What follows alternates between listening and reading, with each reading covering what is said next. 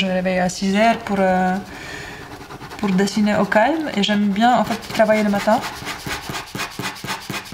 Maintenant je le vois un peu comme frustré de sculpture parce que ça fait un moment que j'ai pas fait vraiment de sculpture genre en céramique. C'était un peu quelque chose qui se rapprochait plus à maniabilité de dessin.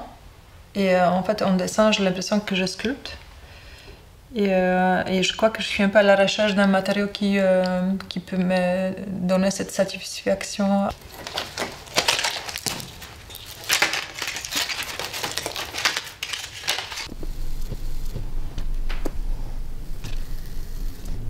J'ai commencé par fouiller dans les poubelles et regarder un peu à Nice les matériaux qui sont gratuits, disponibles et maniables. Je fais plusieurs tests avec thermiques pour voir comment on peut les transformer. Et au final, bizarrement, je trouvais ce truc-là le plus modulable possible. Mais j'aime bien qu'il y a une forme qui naisse et que je suis un peu surprise, quoi. Soit elles sont ergonomiques, soit elles sont agréables à tenir, soit elles ont leur propre socle, puisqu'elles ont les pieds. C'est un peu une activité monomaniaque, comme disait mon prof Pascal Pinot. Et que voilà, ça me touche énormément. Et au final, je trouve que c'est une... je dis pas que voilà, je vais faire toute la vie sculpture en plastique, mais je trouve qu'il y a un truc qui n'est pas encore dit ou encore... je trouve qu'il y a vraiment beaucoup de potentiel avec ce travail. Oui, comme je disais plusieurs fois, c'est assez étonnant que ça fait des décennies qu'on parle de l'écologie. On sait tout ça, on parle de carburant, de plastique, de sachets, de coton-tige, de tout. On connaît presque tous ces abécédaires par cœur et on finit par acheter des bouteilles en plastique qui durent pas celle-ci parce que je pense qu'elle est trop fine, mais les Badois rouges ils durent 1000 ans apparemment. Donc ils vont pas se biodégrader comme autre chose, mais on continue à les acheter par différentes raisons.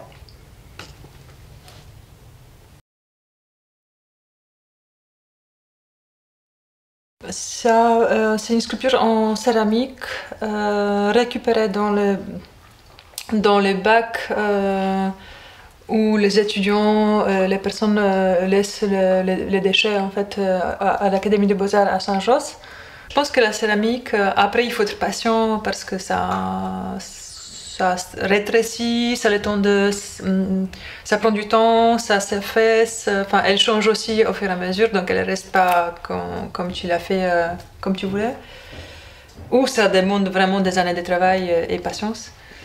Ouais, je pense que ça s'approche à plus que j'imagine un peu en sculpture que je dessine, quoi. Ces carnets-là, il y en a juste des centaines que je fais quotidiennement.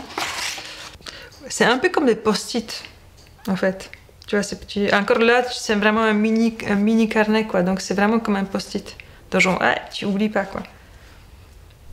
Le carnet permet de rapidement sortir ton appétit, de croquer un truc que tu as en tête, qui est avec une envie folle sur le moment.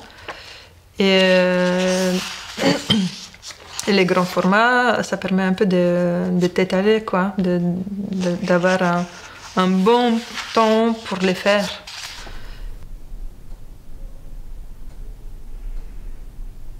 C'est une branche qu'on a trouvée il y a 5 mois à Linkebeek, dans la forêt. Et je l'avais tout le temps en tête parce qu'elle est géniale. Mais comme si vous le regardez bien, elle est vraiment comme des veines ou comme le muscle où elle se tord comme ça. Il y a une partie qui est à refaire, donc ça doit faire un espèce de carré ou un ruban de Mobius, quoi, une espèce de distorsion un peu bizarroïde. Donc elle est positionnée parfaitement comme elle doit être. Il manque juste un tout petit peu de travail. Oh. Tu veux la paix? Tu fais un peu et puis...